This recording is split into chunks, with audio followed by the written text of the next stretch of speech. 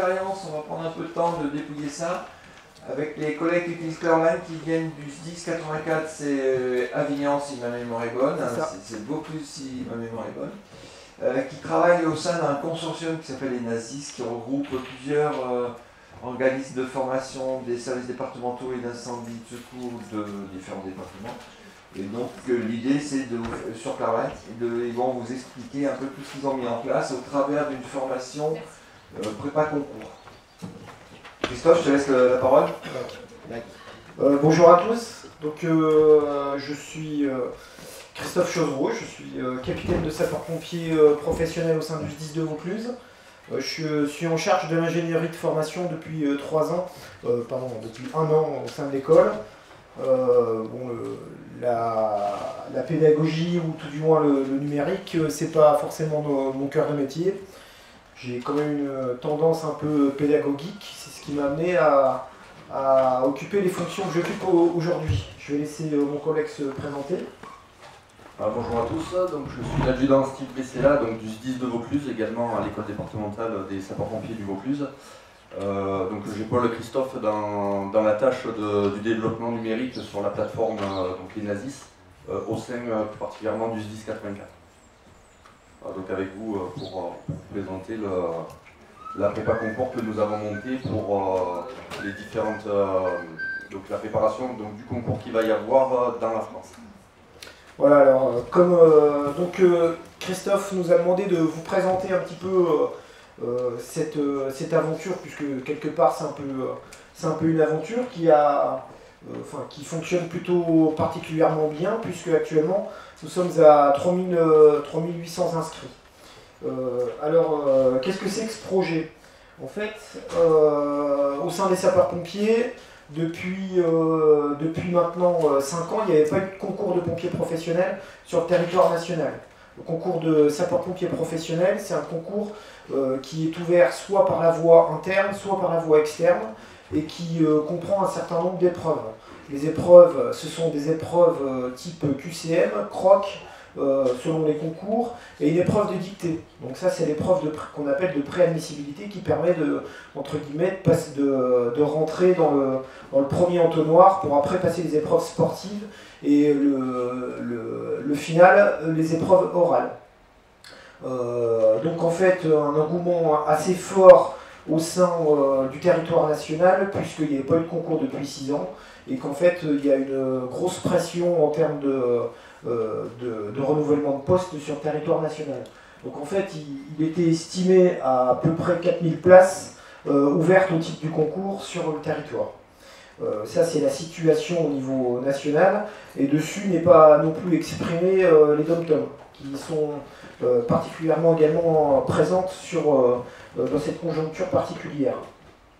Pour ce qui nous concerne, nous plus particulièrement au sein du SDIS 84, donc le Vaucluse, notre directeur nous a demandé de mettre en place une prépa. Alors après, tout laissé, on avait toute liberté de manœuvre pour mettre en place une prépa. On a trouvé que, parce qu'il n'y avait pas eu non plus de concours depuis 2013, parce qu'il y a aussi un recrutement particulièrement fort sur notre service, donc avec 80 places. Et on était en train de déployer depuis l'an dernier la FOAD. Donc en fait, moi j'ai proposé à mon chef de service, qui était directement au niveau du directeur, de conjuguer dispositif de préparation au concours de caporal de sapeurs-pompiers professionnels, de conjuguer ce dispositif avec la formation à distance, faire quelque chose un peu hybride, et ça aurait eu pour avantage de promouvoir la plateforme qu'on est en train de développer, NA6. Donc on va en parler juste après. Parallèlement à ça, en termes de stratégie vis-à-vis du directeur, on lui a proposé aussi 2 autres choses. Donc, on lui a proposé d'associer donc si on faisait une plateforme de préparation au concours de caporal de sapeurs-pompiers, on lui a proposé donc à notre contrôleur général d'ouvrir cet espace sur le territoire national, et en fait de le faire à péage. Donc en fait tout simplement parce que ça allait générer du travail de notre part et de demander alors 1 euro symbolique, 2 euros symboliques. On s'est arrêté à une indemnité de sapeur-pompier volontaire qui est de 7,66 €. Et en fait, tout l'argent récolté, on a projeté d'ailleurs c'est ce qui a été acté, sera reversé à l'œuvre des pupilles. Donc en fait, l'œuvre des pupilles, c'est une association caritative qui prédomine chez les sapeurs-pompiers, qui paye les études et qui paye les vacances aux orphelins de sapeurs-pompiers. Donc en fait, il a adhéré tout de suite au projet, et puis on est passé sur... alors il n'y a pas une équipe projet, on n'est pas passé en mode projet, l'équipe projet se compte sur les doigts de la main, très restreint. Et en fait, on a commencé à partir sur ce dispositif qui s'appuie sur un A6. Je te laisse en parler, Steve. Oui, donc...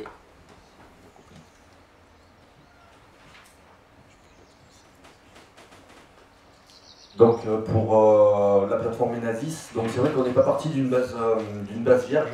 Sur la plateforme, oui, mais il faut savoir, comme le disait Christophe, on était parti sur... depuis 5 ans, il n'y avait pas eu de concours, donc on avait déjà fait de la préparation au niveau concours, mais ce n'était pas par la base d'une plateforme. Donc on avait déjà un semblant de questionnaire, de développement qui a été fait pour aider les collègues sapeurs-pompiers à préparer les concours. Et ensuite, il a suffi de décliner sur la plateforme Enasis, donc cette plateforme qui regroupe notamment, donc c'est l'espace national d'environnement numérique, l'espace numérique d'apprentissage des services d'incendie et de secours. Donc ça fait partie d'un consortium donc, qui regroupe plusieurs SDIS. On était 4-5 au départ, puis après on est monté à peu près une vingtaine, il me semble. Actuellement on est à 13 et 20 au final. Voilà, 20 au final. Donc on se sert d'une base de données, puisque cette base est en fait liée au partage, puisque cet environnement numérique... Donc comme cet environnement numérique est basé avant tout sur le partage au niveau des SDIS, c'est-à-dire qu'on essaie de partager nos ressources par le biais de cette plateforme, c'est-à-dire qu'un département qui crée par exemple une donnée d'apprentissage peut être retranscrit et récupéré par un autre SDIS. Donc ça nous sert aussi de point d'attache pour pouvoir développer plus facilement les connaissances sur la base de l'environnement numérique. Donc Enasis nous a servi de point d'entrée pour pouvoir développer toute la partie concours. Voilà, ça nous a permis de développer, vous allez le voir par la suite, pas mal de questionnaires, pas mal de petits exercices assez ludiques. Également, on a pu intégrer des données de type vidéo, des données de type audio, pour pouvoir agrémenter un peu la plateforme. Donc en fait, et pour finir sur Enasis, ce sont plusieurs espaces d'activité qui correspondent à chaque SDIS, et chacun vient créer des espaces d'activité par rapport à la formation qui leur sont propres, et on collabore comme ça. Donc après, chacun à son rythme. L'objectif, c'est de collaborer sur soit des projets communs ou de faire participer notre expérience par rapport au développement de formations hybrides particulières. Donc en fait, au départ, 3 piliers sur ce projet. Donc un pilier pour répondre à la demande de notre SDIS, un pilier caritatif, un pilier aussi, j'allais dire, au niveau d'Enasis, pour promouvoir au sein de notre infrastructure. Et puis il y a un 4e pilier qui s'est un petit peu dessiné, il est plutôt sur le plan pédagogique, parce qu'en fait, faire de la formation massive, puis essayer de créer de l'engagement par rapport aux apprenants, c'est aussi un challenge. C'est aussi un challenge de toute façon à satisfaire tout le monde. Et on est allé investiguer plusieurs outils, alors après qui sont classiques et pour lesquels c'est intéressant d'observer ce qui se passe. Au niveau du panel de personnes qui sont concernées, on est quand même sur un public qui est assez jeune. Alors assez jeune, voilà, c'est des personnes en sortie d'études, ou alors on peut aussi retrouver des anciens qui ont une certaine expérience chez les sapeurs-pompiers. Donc en gros, une grosse majorité de personnes qui ont 25 ans, et un petit peu et le reste va jusqu'à 40 ans. Je fais vite, mais voilà un petit peu le panel qui nous concerne. Je te rajouter quelque chose ? Sachant que cette plateforme également, on vous parlait du concours plus particulièrement de caporal, a servi également, comme on est sur une année où il y a eu un engouement sur les différents concours, donc pour décliner un peu, on a eu des examens ou des concours de sous-officiers également chez nous.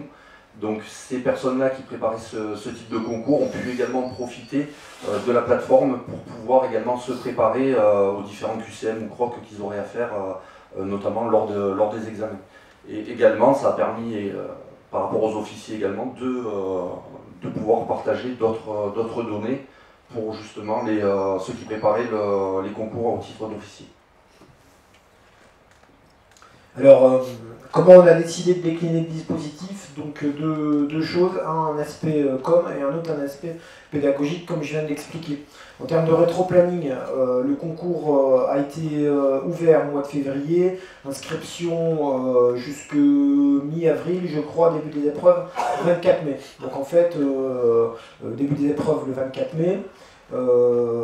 Ce qu'on a décidé de faire, c'est de communiquer au plus tôt.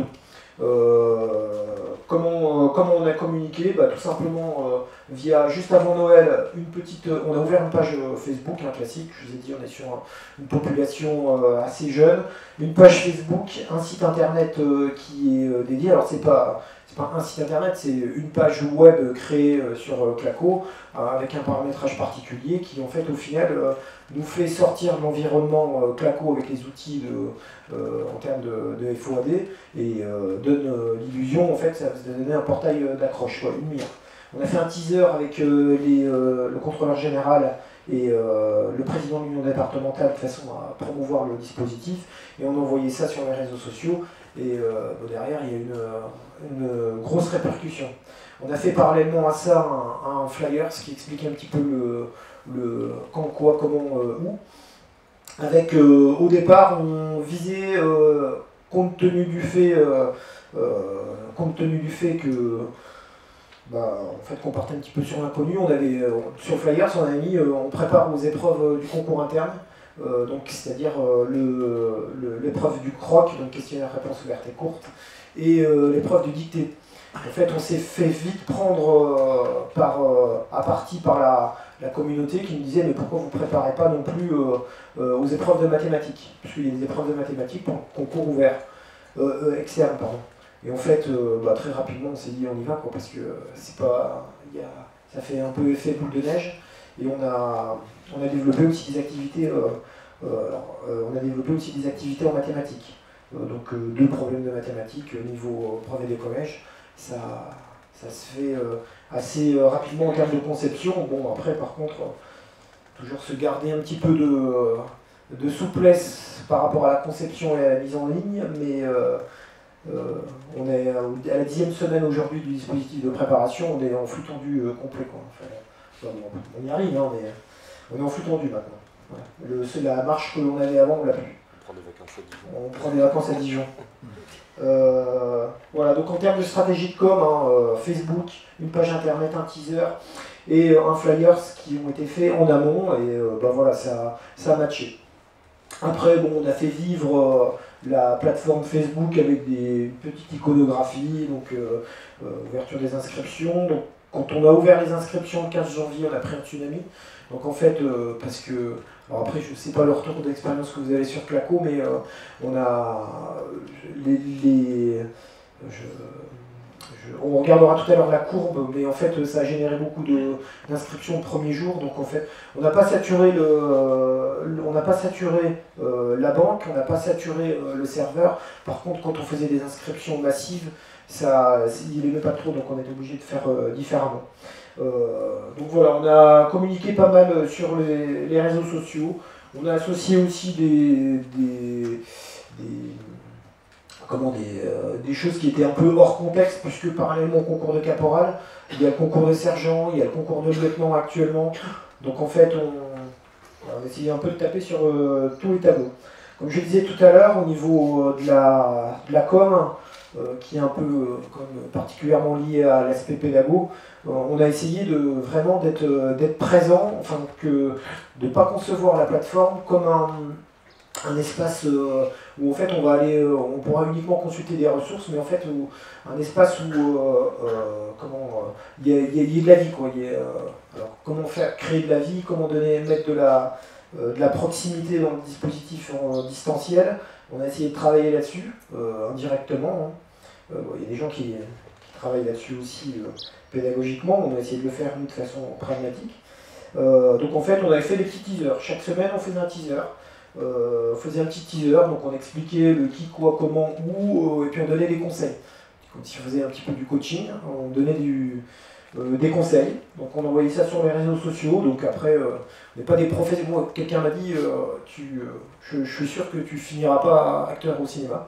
Bon, c'est pas très grave. On s'est mis en scène, donc avec notre vocabulaire. Des fois, malheureusement, on prépare un concours et on se rend compte que quand on parle à l'oral, il y a un certain nombre on peut faire des fautes, on peut aussi bégayer, faire enfin voilà, il y a un certain nombre de choses. Mais bon, c'est pas grave, on s'est mis en scène, et puis en plus, je dirais dans un contexte comme les pompiers qui, selon certains où on peut se trouver, un autre qui peut être un petit peu très, très rigide. Donc en fait, on s'est mis en scène, on l'a fait, et voilà. Est-ce que ça a créé de la présence? Je ne sais pas, mais en fait, on a essayé d'être redondant par rapport à ces activités de communication. Par rapport à ça, donc, ce qu'on peut observer, voilà, c'est une courbe que j'avais fait pour le premier trimestre.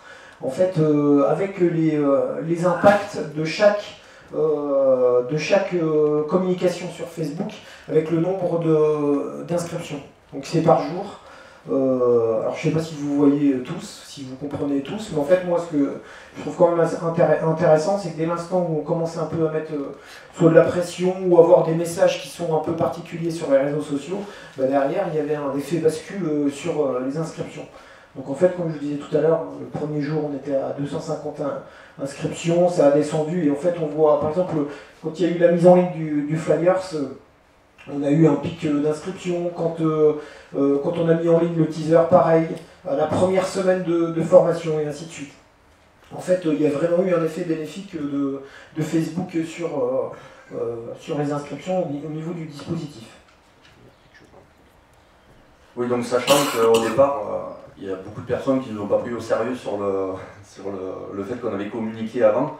Beaucoup pensaient que c'était un fake, donc ils hésitaient justement à s'inscrire sur la plateforme. On a eu quelques messages justement, même téléphoniques, de responsables de département qui voulaient avoir plus de précision sur cette plateforme-là. Et une fois que voilà, elle a été créditée, que des personnes ont commencé à en parler, on a eu également des afflux massifs d'inscriptions. Sachant que là, comme vous a dit Christophe, on est à la 10e semaine de ce que peut couvrir la formation, donc elle va jusqu'à 12. On a encore des inscriptions qui se font par le biais de la plateforme. Donc il y a encore des personnes qui s'inscrivent, on en est à peu près une quinzaine par jour à peu près, voilà, de personnes qui continuent à s'inscrire sur la plateforme. Donc c'est un engouement qui reste quand même sur la durée et qui a couvert pratiquement les 12 semaines. Je pense qu'à la 12e semaine, on aura encore des personnes qui risquent de s'inscrire. Voilà. Et parallèlement à ça, donc en fait, c'est ce qui nous a été demandé à un moment ou à un autre, c'est que on a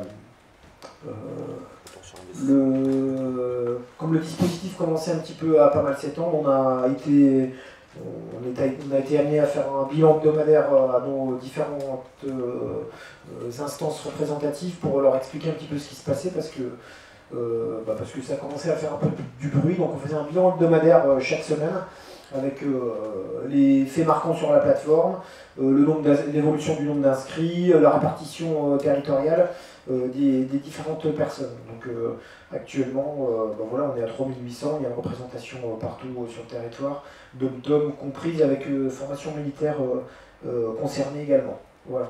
Et puis on explique un petit peu quels sont les projets à venir, comme ça permet bien de tuer le dispositif, Donc là on va parler un peu plus de la plateforme en elle-même, puisqu'on a abordé un petit peu la stratégie qu'on a développée sur ce dispositif. Donc qu'est-ce qu'on y a mis dedans? Comme je vous l'ai dit tout à l'heure, l'objectif c'était d'avoir une certaine dynamique et de mettre de la présence. Donc un truc très facile, on a organisé des visios. On a organisé des visios, donc on vous montrera la plateforme tout à l'heure. Hein, donc il y a un menu qui s'appelle le menu boussole. Je dis le menu boussole parce que c'est ce qui est déjà utilisé sur d'autres, notamment sur MOOC Year 2 que vous faites. Hein, donc on a créé un menu boussole, on verra tout à l'heure. Sur l'espace visio, donc on a créé aussi un espace visio où on a mis une visio à peu près toutes les 3 semaines sur des thématiques particulières avec des experts. C'est même allé au-delà de ce qu'on pensait, puisqu'en fait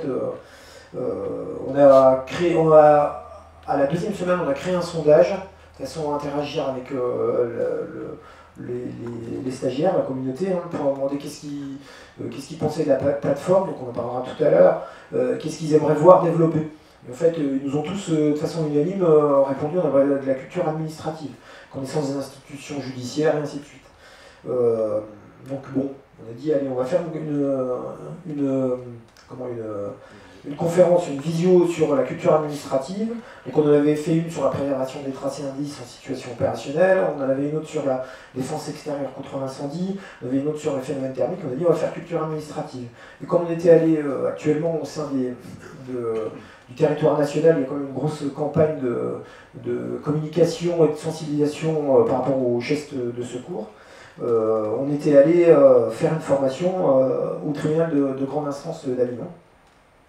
Et en fait, on a sollicité, bon, pas par notre biais, mais par le biais de quelqu'un qu'on connaît, hein, il a sollicité le président du tribunal de grande instance pour s'il n'y avait pas quelqu'un dans son circuit pour nous faire une petite conférence, un huissier, donc ça aurait été particulièrement bien. Le président il a dit bah, je viens, et je viendrai avec le procureur. Donc en fait, on a fait d'une pierre deux coups.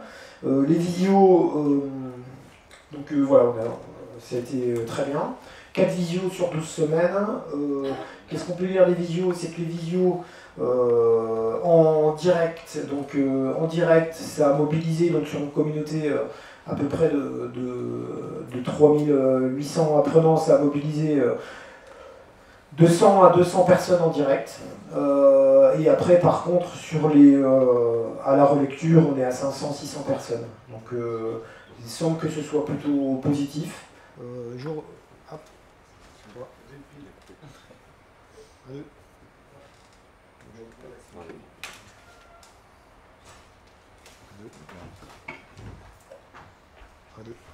Changer les pistes ce matin.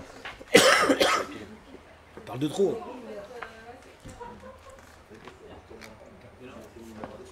Ça va. Après, on parlera. Déjà, je suis.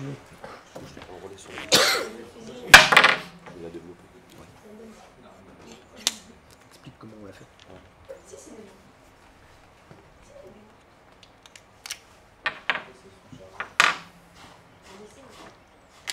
On a un truc comme le morning live de la voiture, si. Ouais.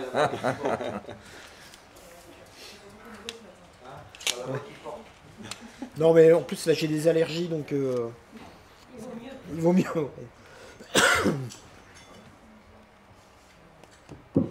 Ouais.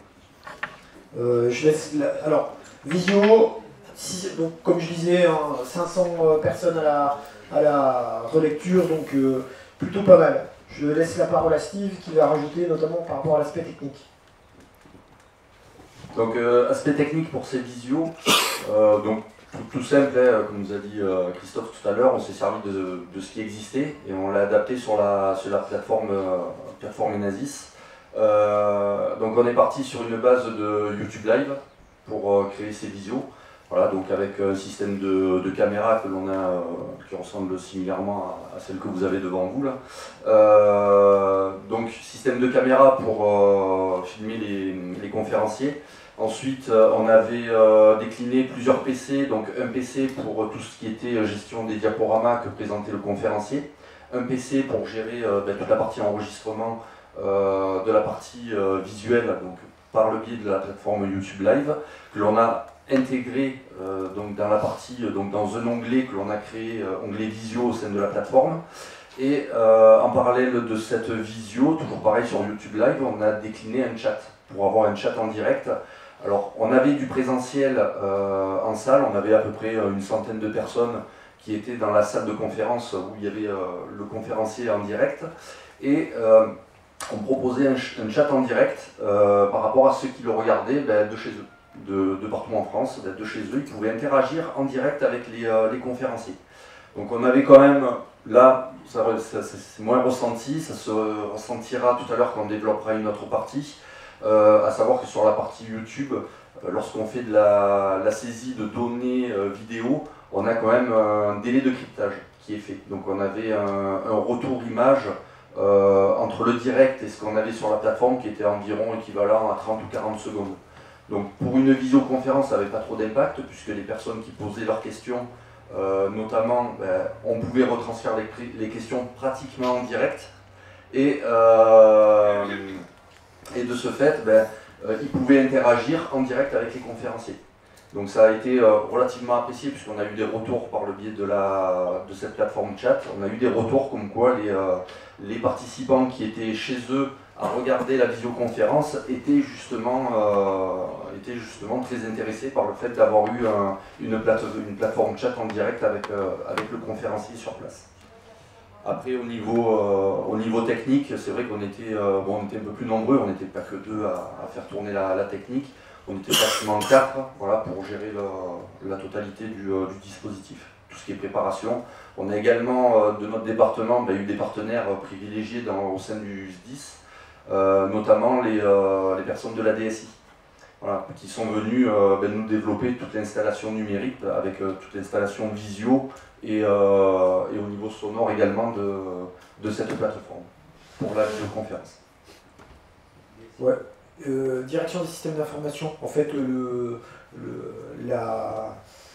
les informaticiens, pour faire vraiment vite, hein, c'est pas que des informaticiens, mais en fait qui se sont pris au jeu par rapport, qui ont été amenés dans la dynamique, voilà, et qui ont trouvé que c'était très bien. Parallèlement à la visio, donc on a fait visio, on a mis en place aussi des caouts. Vous connaissez les caouts? Les caouts. Alors, Kahoot, c'est des quiz interactifs, hein, c'est comme vous voyez un petit peu sur cette infographie. Donc en fait, je télécharge sur mon smartphone une application, et en fait, il y a une animation qui passe à l'écran, et en fonction, j'ai 4 carrés, et je tape sur le carré qui va bien par rapport à la réponse qui concerne par rapport à la question qu'on pose. Donc on a fait des caouts, donc normalement caout c'est plutôt destiné à faire ça en live, en présentiel. On a fait des caouts en visioconférence. Alors, bref, on s'est filmé de la remise, on s'est filmé de la remise. Donc la remise c'est là où il y a les véhicules, avec une petite mise en scène, et puis après on passait les caouts, et on passait les questionnaires, les personnes répondaient en live. Et en fait, on faisait un petit apport matière derrière par rapport aux questions qui étaient données. Et on faisait ça sur 1 heure. La personne qui gagnait, qui répondait plus vite avec le maximum de réponses, il gagnait un lot. Donc c'était un livre. Voilà, donc il gagnait un lot, et ça. On est sur encore une autre population, et ça, on a eu quand même beaucoup de pression pour dire c'est bien votre truc, faut continuer. Donc on continuera, après on fera des Pekashuka, Des Shakusha. Voilà. Ouais, vas-y. Donc par rapport à la visioconférence dont vous parliez tout à l'heure, le caout, donc qui était également en visioconférence, c'est là que je vous disais, c'était par rapport au temps de cryptage. Au temps de cryptage, on a eu au départ, sur le tout premier caout qu'on a fait, on a eu des retours d'expérience en direct du terrain, de par le biais de Facebook, où les gens nous disaient on n'arrive pas à répondre parce que vous envoyez directement la réponse. Alors que normalement on avait donné un temps de 30 secondes de temps de réflexion sur les questions, et en fait ça correspondait au temps de cryptage. Donc eux n'avaient pas le temps de jouer, que nous déjà on envoyait l'élément de réponse. Donc on a essayé de s'adapter à ça, de rallonger le temps de questions, le temps imparti à chaque question, et au final on a réussi à avoir quelque chose qui tenait la route. Voilà. Et on a réussi à s'améliorer par rapport à ça. Mais on était restreint vachement bloqué sur le temps de cryptage de la plateforme YouTube. Alors oui, voilà, Kahoot, hein, donc plutôt pour nous ça a été une découverte et ça a plutôt très bien fonctionné. D'autres choses qu'on a mis en place aussi, en fait à chaque fois qu'on met en place un truc on se rend compte que derrière ça match et donc on a continué. Donc sur les sondages, on a fait des sondages sur Facebook et en fait on se rend compte que quand on pose une question, donc il y a une application de sondage, on pose une question, réponse A, réponse B, et en fait derrière ça accroche via des milliers de personnes sur des très rapidement il y a un engouement qui se crée. Donc en fait on va faire l'essai en direct. Alors j'en ai prévu un. Donc ça c'est notre page Facebook. Pardon? Ah mince.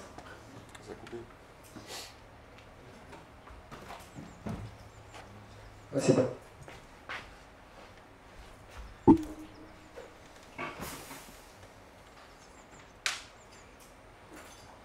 Alors, un instant.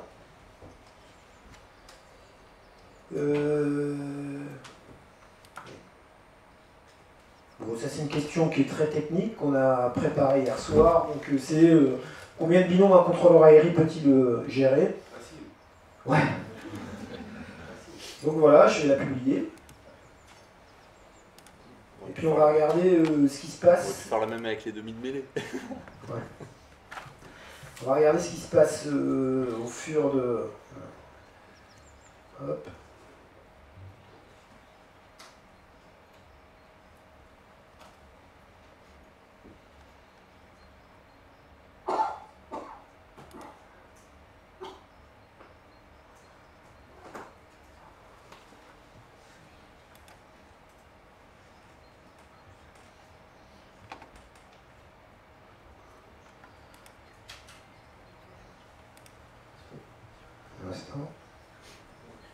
Je fais tout pour que ça porte le maximum. Après, il faudra qu'on regarde l'heure à laquelle on publie aussi, hein, c'est important.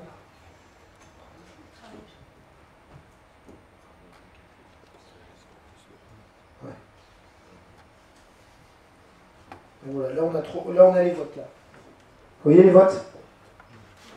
Voilà. Donc il y a déjà 5 votes, on va voir ce qui se passe. Ouais. 6. Bon voilà, on regardera tout à l'heure comment ça a évolué. Mais c'est assez viral, quoi. C'est assez intéressant. Alors après, quelle que soit la stratégie, si c'est pour faire de la com, là derrière, je veux dire, pédagogiquement, voilà, là on est à 10 votes, ça monte. Alors, je trouve ça intéressant. Je trouve ça intéressant. On reviendra tout à l'heure. Ouais, en plus c'est ouvert à tous. Après, il ne faut pas non plus oublier, enfin, je sais quelqu'un qui a dit ça, même si notre plateforme elle est payante à 7,66 €, c'est complètement c'est anecdotique. Hein. Enfin, je n'ai pas trop d'état d'âme par rapport à ça, c'est anecdotique, d'autant plus que l'ensemble des fonds sont reversés à une œuvre caritative. Donc en fait, c'est anecdotique. Donc on a fait ces sondages, ça a pas mal marché, on regardera tout à l'heure comment on en est au final. On a mis en place aussi un questionnaire de satisfaction à partir de la 2e semaine avec les attentes particulières des apprenants. On en a parlé tout à l'heure par rapport à la création d'une 4e visio, donc sur lequel on est sur un taux de satisfaction très satisfaisant, 60,1%, satisfaisant 35,4%. Et puis ils sont contents, mais pas plus, quoi, 4,5. Il y a quelques personnes qui nous aiment pas, c'est vrai, on l'a pas mis, donc alors après, ils nous aiment pas. Je sais pas pourquoi ils nous aiment pas, ils nous ont pas expliqué. Mais ça reste vraiment très minoritaire, et comment? Tu vois? Ouais, peut-être, ouais. Voilà. Au niveau des connexions par jour, on est à 1000 connexions par jour en moyenne. Il y a 1000 connexions sur la plateforme en moyenne par jour. Voilà, donc en fait ça génère quand même pas mal de trafic. On va aller voir un petit peu la plateforme, comment elle est conçue, on va vous la présenter. Voilà, on va vous la présenter. Après, 1000 connexions par jour, ça nécessite aussi quand même du travail en parallèle. Parce qu'en fait, derrière, vous verrez, il y a l'outil forum, donc ça génère du trafic. Le paramétrage des comptes, ça génère ça nécessite une organisation particulière, puisque moi, tous les soirs à 22h30, on paramètre les comptes. Donc, comment on s'inscrit sur la plateforme, c'est via une URL, un formulaire d'inscription. Et en fait, à l'issue, on fait, moi je vais sur le terminal bancaire, j'ai fait un export en fichier Excel des données et je les réinjecte sur la plateforme. Donc en fait, il y a un lien qui se crée, donc qui est humain. Le problème, c'est que si les apprenants mettent mal leurs adresses mail, s'ils mettent mal leur mot de passe, s'ils mettent mal leur identifiant, et ben en fait, ils sont perdus dans le cosmos, quoi. Et donc en fait, à un moment ou à un autre, ils nous écrivent, ils nous disent alors, soit ils sont gentils, soit ils sont pas gentils, mais en fait, ils écrivent que en fait, ça marche pas. Et donc sur 4000 personnes, ça fait, il y a quand même peut-être un dixième des personnes qui passent à côté de leurs identifiants par rapport à la connexion. Donc, comment ? Ou ça revient en spam ? Ou ça revient en spam. Alors maintenant, ça revient plus en spam.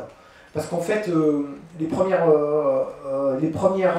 semaines, comme on générait beaucoup de comptes, donc quand on générait beaucoup de comptes, on envoyait des batteries de mails massives. Et donc en fait, on s'est rendu compte qu'effectivement, on était traité en spam. Donc en fait, on a revu la stratégie différemment, c'est qu'en fait, moi je créais des paquets de 15 personnes, et en fait, derrière, je coupe par une messagerie spécifique. Je refais un mail derrière, ou derrière j'envoie les tutos, et comment on se connecte, parce qu'en fait, c'est comme ça, les personnes quand ils s'inscrivent, ils lisent pas ce qu'on leur dit, donc en fait ils notent pas leurs identifiants, ils voient pas que c'est marqué qu'il vaut mieux privilégier Mozilla ou Chrome, bref, quoi. Ils sont pas très disciplinés, et en fait derrière on est harcelé de mails parce qu'ils sont pas disciplinés. Donc en fait, chaque fois qu'il y a une inscription, en fait, on génère un mail derrière qui est spécifique. Voilà. Après, on parlait de communication tout à l'heure aussi. On fait une newsletter toutes les semaines. Donc chaque fois qu'on met en ligne des ressources, donc c'est chaque semaine, donc on leur envoie une newsletter. Le fait d'envoyer, de séquencer les choses par semaine, c'est volontaire aussi. C'est de façon à créer un peu cette dynamique, cet engouement pédagogique, de façon à ce que on n'a pas accès à une plateforme et à l'entrée c'est ouvert, vous avez accès à tout. Donc en fait on donne les choses, on donne à manger petit à petit. Est-ce que ça fonctionne ou pas? Je pense que c'est plutôt positif. Donc là on va aller voir la plateforme. Il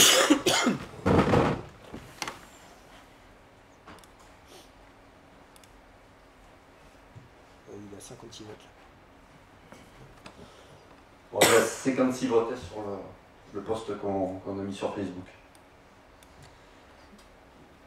Donc au niveau de la plateforme, on l'a décliné en plusieurs parties. Donc hormis la page d'accueil que vous voyez où ça permettait aux personnes de pouvoir se connecter et procéder au paiement pour avoir accès après à leurs identifiants et mots de passe. On arrive sur alors donc ça se reconnecte. On arrive donc sur une page d'accueil. Page d'accueil où on va retrouver, comme vous disait Christophe, l'onglet boussole. Sachant qu'en parallèle de ça, avec la newsletter, il y avait une feuille de route qui était donnée. Cette feuille de route contenait déjà les liens avec les différentes activités de la semaine. Donc ils pouvaient soit passer par la feuille de route avec les différentes activités, soit se rendre directement sur la plateforme et accéder à l'onglet boussole. Donc cet onglet, alors dans un premier temps l'onglet accueil, on y retrouve donc la newsletter, on y retrouve tous les posts que l'on fait sur Facebook, toutes les formes que l'on génère, donc elle est reprise sur cette page de présentation. On a également accès à la bibliothèque numérique que l'on a mis en place et qu'on a développé au fur et à mesure de l'avancée des travaux de la plateforme. Donc bibliothèque numérique avec différentes ressources. Alors, on les a séquencées avec plus particulièrement tout ce qui avait attrait à la culture administrative, tout ce qui avait attrait à l'incendie chez les sapeurs-pompiers, tout ce qui avait attrait au secours à personne chez les sapeurs-pompiers. Et ensuite, on l'a décliné, comme il y avait tout le monde passe la dictée, donc on a mis des ressources également sur du français.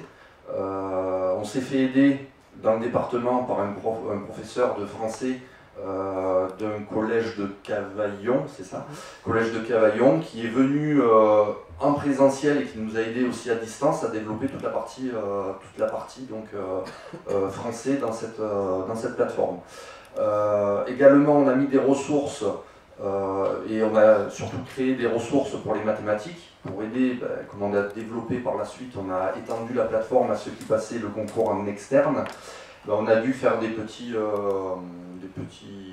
guides mémos pour les aider dans les différentes, qu'est-ce qu'on produit en croix, qu'est-ce que des pourcentages, qu'est-ce que tous les tableaux de conversion que l'on trouve, justement pour les aider dans les exercices de mathématiques que l'on leur proposait. Et tout en bas...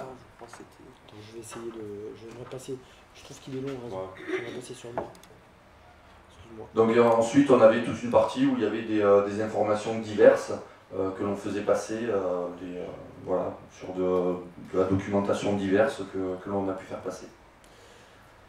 Donc ça a été mis en route au fur et à mesure. Donc la bibliothèque s'est construite au fur et à mesure de ces 12 semaines. On continue encore à l'agrémenter au fur et à mesure que l'on a des éléments à y mettre dessus.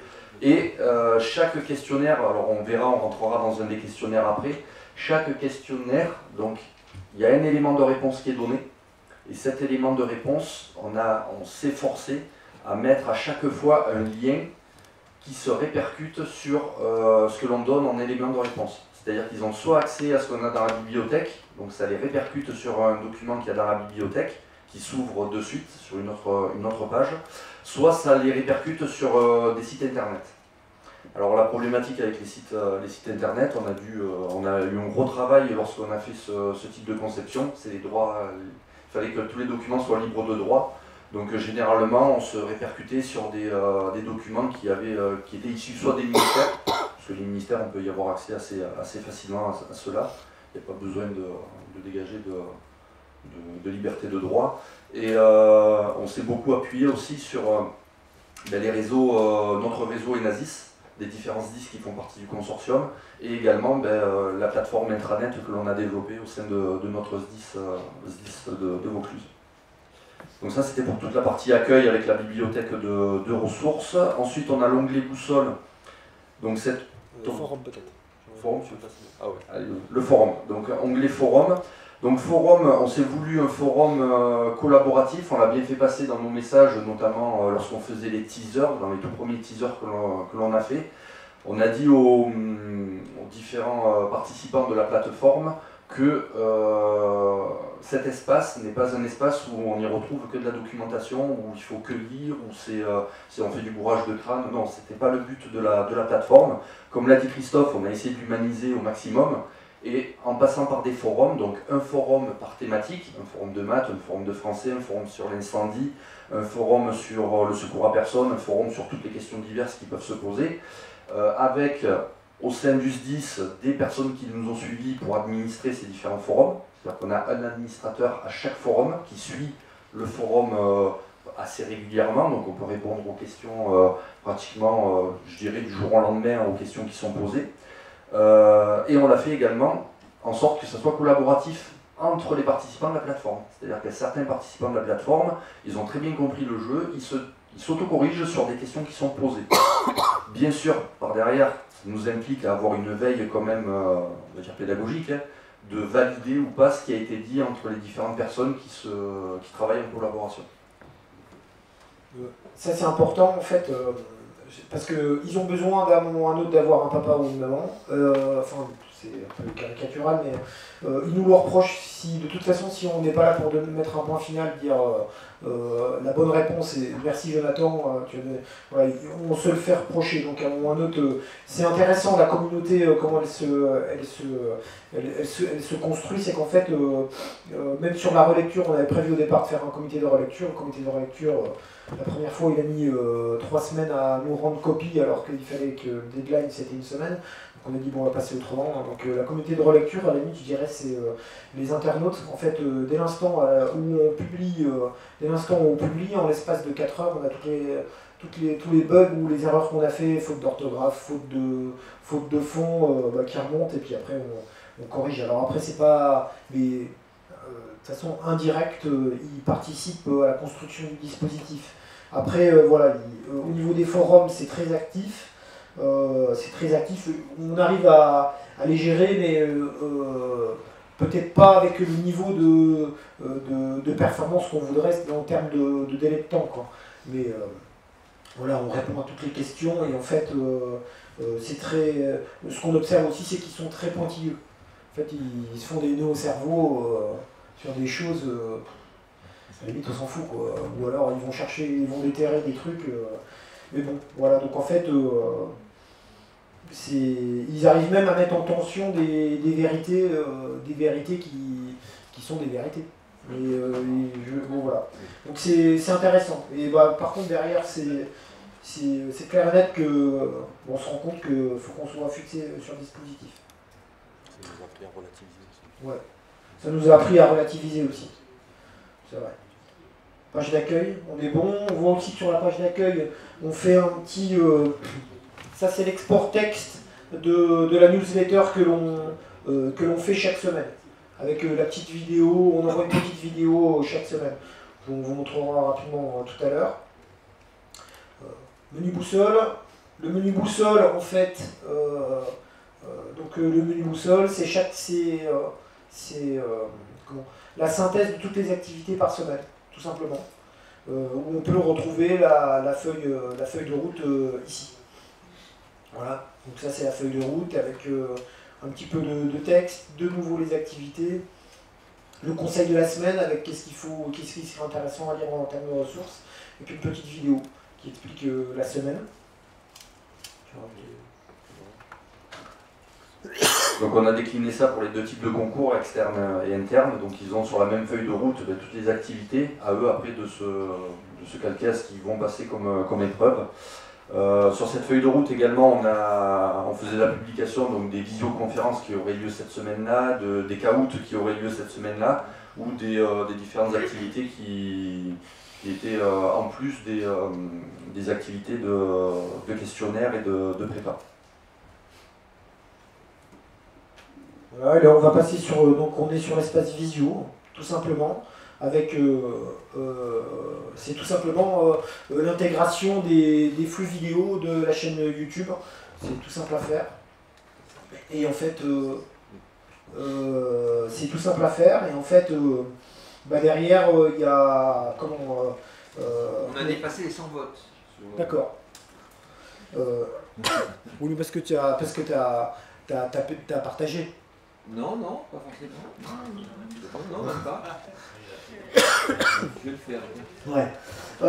Donc en fait, donc on a intégré tous ces flux vidéo et on a possibilité aussi de les programmer à l'avance. C'est tout simplement de faire une mire et puis de dire quand vous cliquerez là vendredi soir à 20h30, vous verrez la visio de ce que vous voulez.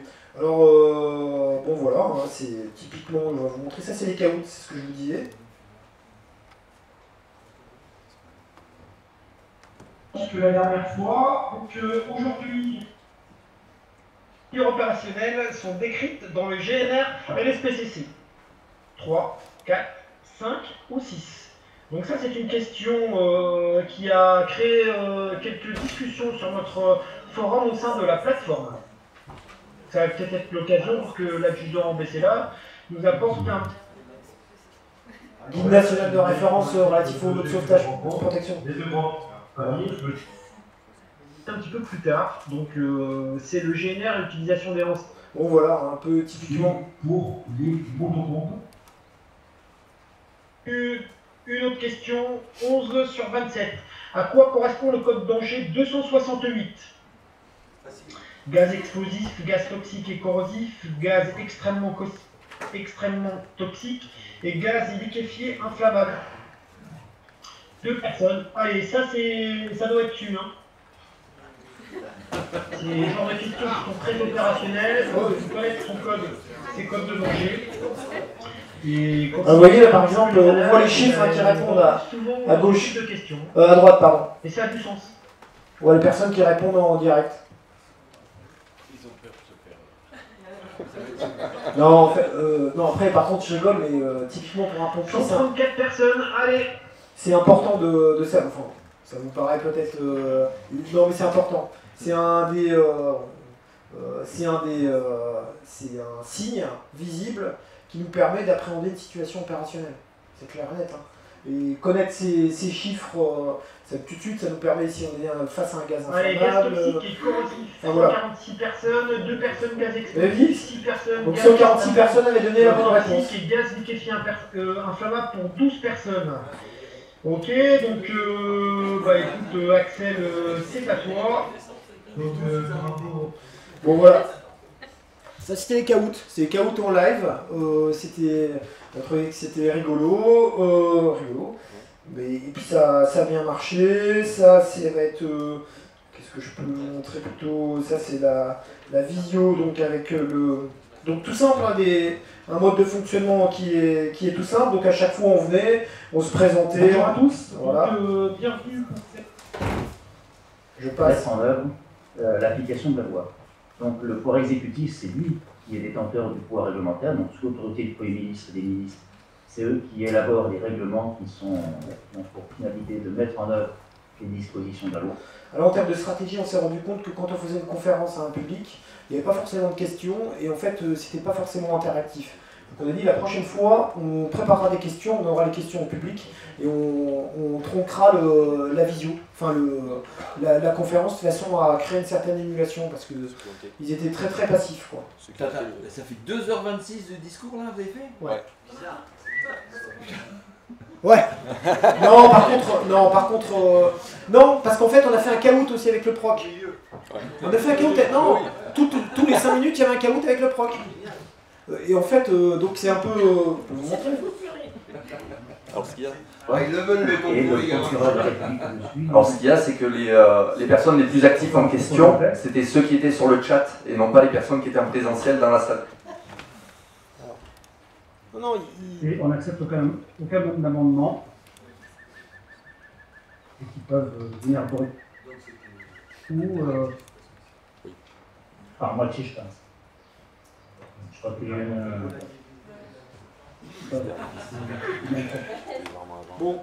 Ouais, voilà, en fait, si vous voulez, il y avait toute une série de questions il y avait 5-6 thématiques. Et en fait, au préalable des thématiques, il y avait des caouts. Il y avait des caouts où en fait on posait 4-5 questions au public et en fait ils répondaient. Qui étaient en lien avec la thématique, qui était donc en fait ça l'a fait. Hein. Après c'est sûr que ouais, 2 heures. Alors il n'y a pas 2h28 Christophe, je pense qu'il doit y avoir allez, un peu moins de 2 heures, mais c'est quand même voilà. Oui, C'est parce qu'il y quand avait même on ouvrait la plateforme une demi-heure avant pour la des connexion. Voilà, on va regarder combien de fois elle a été vue, celle-ci. directement à des procureurs, dans des affaires individuelles, surtout des affaires politiques. Mais je pense Ouais, 642 fois celle-là. Bon, c'est plutôt une bonne chose. Voilà. Donc la plateforme, la suite, en fait, c'est que nous, moi, dans 15 jours, je suis en vacances. 15 jours de vacances. Voilà. Je dis ça parce que ça fait un peu beaucoup en ce moment. L'idée, c'est qu'on transforme l'essai. Hein.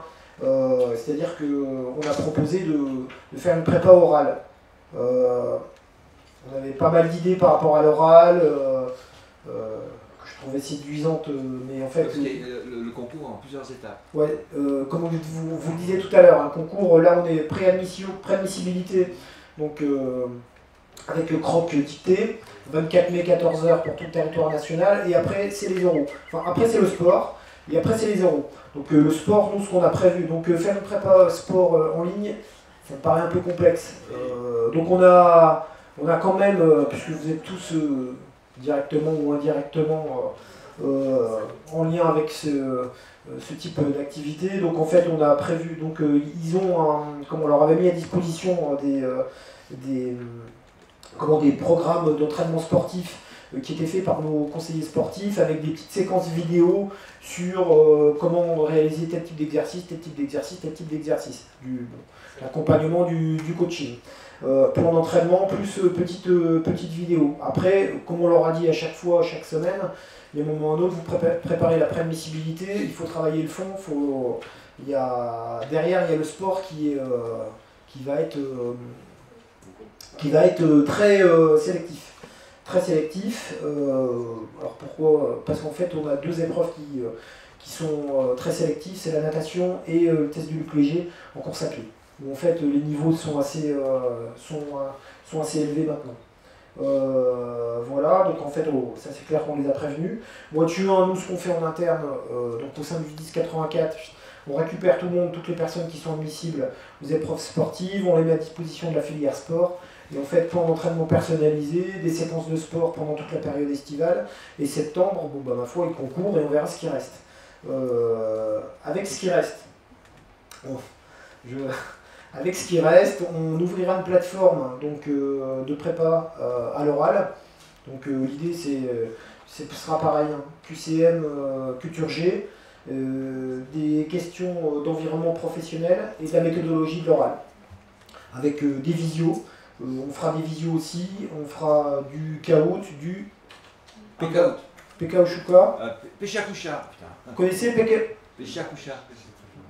Explique-nous ce que c'est. Péchakucha, c'est un mode de présentation rapide. Vous avez 20 slides, chaque slide dure 20 secondes. Donc en 6:40, vous donnez une notion, répondez à une question, un concept, un truc comme ça. Vous tapez Péchakucha sur YouTube, vous en trouverez plein. Et donc c'est un exercice, c'est intéressant à faire avec les étudiants, ou les élèves ou les apprenants, parce que c'est très cadrant. Quand vous leur posez des questions, ils doivent répondre, et en fait c'est très structurant pour être efficace. Et puis c'est pas chiant à corriger, parce que c'est assez rapide et normalement c'est assez rythmé. Donc, moi je vous invite à faire des exercices, pas toutes les semaines parce que ça va les gonfler, mais de temps en temps faites un Péchakucha avec les étudiants. Et la petite histoire, Péchakucha, ça veut dire murmure en japonais, parce que c'est un mode de présentation qui vient du mode du design du Japon, pour aller vite, pour présenter des idées, des concepts. Et c'est que la rhétorique orale se cale avec le visuel graphique qui est derrière.